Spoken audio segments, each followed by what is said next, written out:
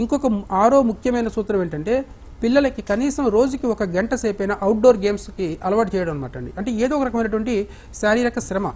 ఇప్పుడు ఈ రోజుల్లో ఏమవుతుందంటే పిల్లలు కూరలకు వెళ్ళి తీసుకుని కూరగాయలకు వెళ్ళరు, తర్వాత ఏదైనా కిరాణా సామాన్కి వెళ్ళడానికంటే దానికి వెళ్ళరు, పాల ప్యాకెట్లు తెచ్చే అవకాశం లేదు, పేపర్ తీసుకొచ్చే అవసరం లేదు. సో చిన్న చిన్న కార్యక్రమాలకు వాళ్ళు వెళ్ళే అవకాశమే లేదు, అవసరమే లేదు. ఇకపోతే గేమ్స్ అంటారు, ఈ రోజు ఉన్నటువంటి అపార్ట్మెంట్ కల్చర్స్, తర్వాత దగ్గరగా ఉన్నటువంటి ఇళ్లలో అసలు గ్రౌండ్సే మిస్ అయిపోతున్నాయి.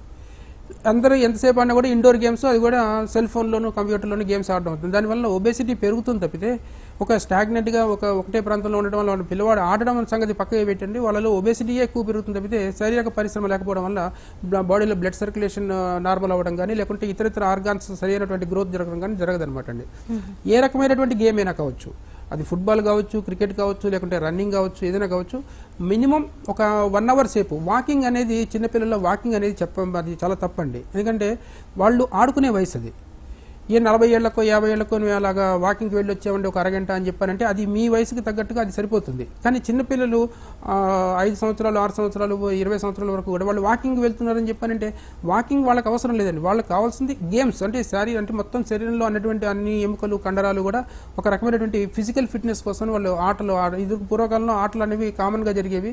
ఈ గవర్నమెంట్ స్కూల్స్లో పెద్ద పెద్ద గ్రౌండ్లు ఉండేవి, ఆడుకోవడానికి అవకాశం ఉండేది. సో ఈ మినిమం 1 గంట సేపు అయినా అవుట్డోర్ గేమ్స్ ఆడుకోవడం వల్ల ఏమవుతుందంటే వాళ్ళలో శారీరక పరిశ్రమ అనేది పెరుగుతుందన్నమాట అండి. సో ఈ 6 ముఖ్యమైనటువంటి కార్యక్రమాలు చేయడం వల్ల పిల్లల్లో ఒబేసిటీ తగ్గించడానికి ఎక్కువగా అవకాశం ఉంటుందండి. మొట్టమొదటి ఏం చెప్పానండి, ఆహారం ఎంత తిన్నా పర్వాలేదు కానీ సమయానికి అన్నం పెట్టడం, ఇది నెంబర్ 1. రెండోది, వాళ్ళు నెక్స్ట్ టైం ఏం ఆహారం తింటున్నారో వాళ్ళకి చెప్పడం. మూడోది, మీరు వండే ఆహార పదార్థాల యొక్క టైంలో వాళ్ళని కూడా కొంత భాగస్వామ్యం తీసుకోవడం.